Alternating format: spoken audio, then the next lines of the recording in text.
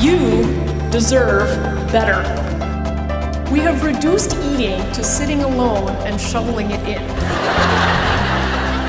Eat more, eat less, eat more, eat less. Yahoo! How you eat is as important as what you eat. So at the beginning of the day, you might look a little bit like this.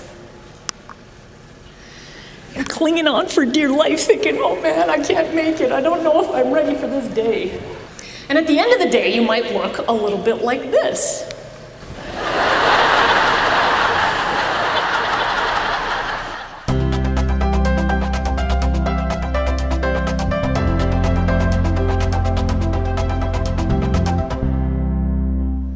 As we think about nutrition and we think about life, I always think about, for myself, it feels like I'm juggling this big ball of fire each day when I wake up.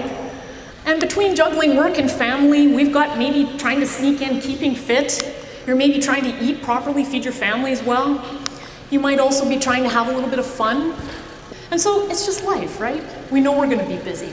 And the food marketers, of course, have all sorts of solutions for us.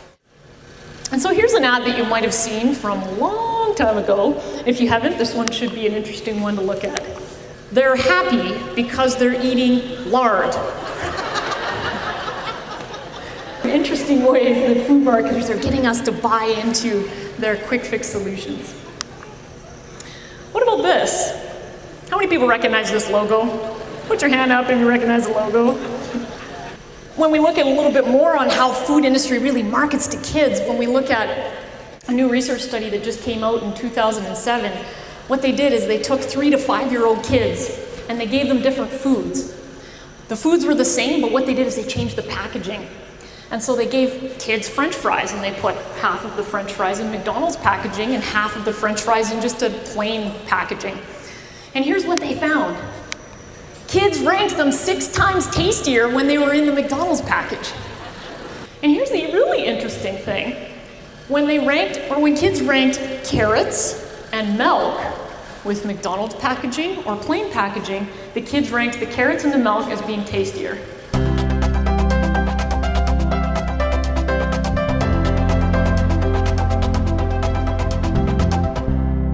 What's the leading cause of death in Canada? Anyone know? Heart disease. Yeah, cancer's closely following. We know that 80% of premature heart attacks, stroke, and type 2 diabetes are preventable by lifestyle. So we have a lot we can do to really take charge of our health. Anyone travel to France? All right. When you were in France, those of you that were there, did you see any low-fat cheese? No. Did you see a lot of overweight people in France? No. So I think what the French bring to the table is this concept of tasting and really experiencing food, right? This is a quality over quantity culture. So 2 years ago, I went on a ski trip with my husband. We love the mountains and the outdoors. But then I found out, well, out of the 20 people in our trip, over half of them were in their late 60s, and there was actually 5 individuals that were actually in their 70s on our ski trip. And so if you look at that picture and you look at the guy on the very end there, that gentleman was 77. I took the picture.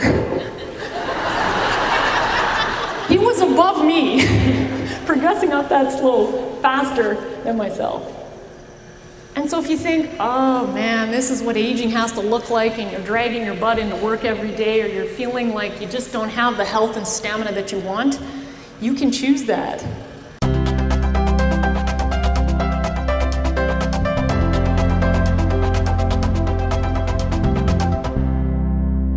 And so here's what I think eating has to become, is it needs to become a non-negotiable. Because often the first thing to go as soon as we get busy is eating well and exercise. The 2 probably most important things in terms of coping with stress and keeping ourselves healthy and resilient. I do some writing for CBC National News online. I write a monthly column. And one of my tips said, ditch the cooking channel. And the purpose of why I say ditch the cooking channel and get over gourmet is that I think it intimidates most of us. A good solid meal doesn't have to take you more than 20 minutes to cook.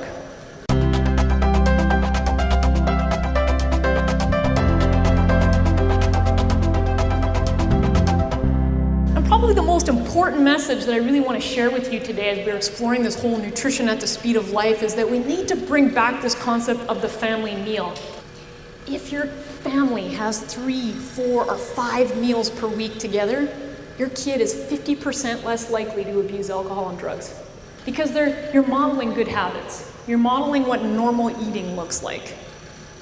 We also see that if your family is eating together, you have decreased prevalence of being overweight, and your kids growing up overweight, and also decreased risk of things like eating disorders, anorexia, bulimia, and unhealthy weight control practices that are so prevalent that I see day to day in my practice as a dietitian, right? Because you're modeling good habits. You're modeling what normal eating looks like. So what I'm hoping I can sort of leave you with today as you're thinking about all of this nutrition at the speed of life is that if we can really slow down just a little bit, just a tiny little bit, and really focus again on some of those cultural ways of eating and some of the family meal things that are so important, then we're truly going to eat. I'd like you to give me a Yahoo if you think, yes, how you eat is as important as what you eat. On the count of 3, 1, 2, 3.